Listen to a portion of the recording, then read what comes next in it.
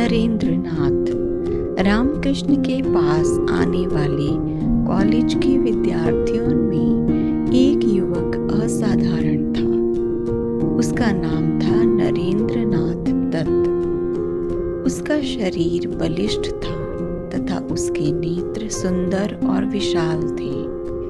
मधुर कंठ से वह बहुत सुंदर गा सकता था। उसकी बुद्धि अत्यंत तीव्र थी तथा स्मृति इतनी प्रखर थी कि एक बार पढ़ने से ही उसे बातें याद हो जाती। वह एक अच्छा खिलाड़ी और जन्मजात नेता था। इन सब गुणों के बावजूद उसका हृदय अत्यंत पवित्र था और उसमें ईश्वर को जानने की तीव्र अभिलाषा थी। उसने कलकत्ते के अनेक प्रसिद्ध लोगों से भेंट कर उनसे ईश्वर तथा धर्म के संबंध में प्रश्न किए थे, किंतु वे लोग उसे संतोषप्रद उत्तर न दे पाए। एक दिन उसने अपने महाविद्यालय के एक आचार्य से रामकृष्ण के संबंध में सुना। उसके फुफेरे भाई रामचंद्र दत्त ने भी उससे दक्षिणेश्वर जाने का आग्रह किया। इस प्रकार एक दिन वह रामकृष्ण से मिलने दक्षिणेश्वर गया।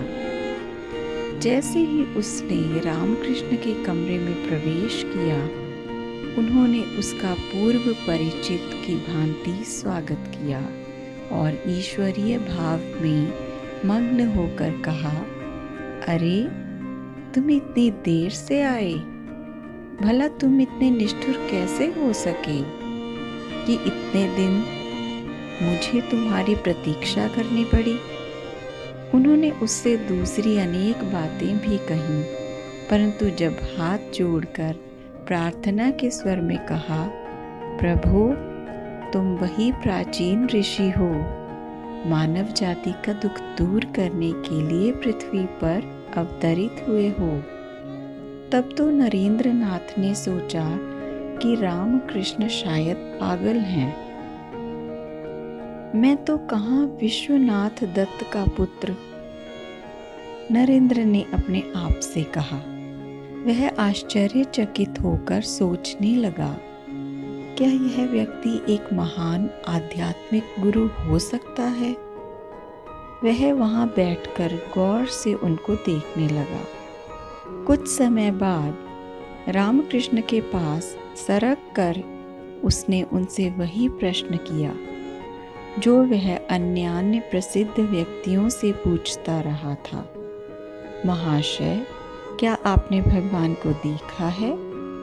तत्क्षण रामकृष्ण ने उत्तर दिया, हाँ, मैंने तुमको जैसे यहाँ देख रहा हूँ उसी प्रकार मैंने भगवान को देखा है, बल्कि और भी प्रगाढ़ रूप से। उन्होंने आगे कहा, भगवान का अनुभव किया जा सकता है, उनको देखा जा सकता है तथा उनके साथ बातें भी की जा सकती हैं, परंतु यह सब चाहता कौन है?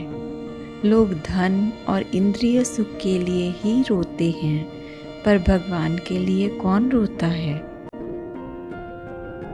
इस कथन ने नरेंद्र पर गहरा प्रभाव डाला। पहली बार उसे एक ऐसे महापुरुष मिले थे जो कह सके थे कि उन्होंने भगवान को देखा है। इसके साथ ही रामकृष्ण से उसे अधिक प्रेम मिला था कि उनके प्रति उसकी असीम श्रद्धा हो जाना कोई आश्चर्य की बात नहीं थी।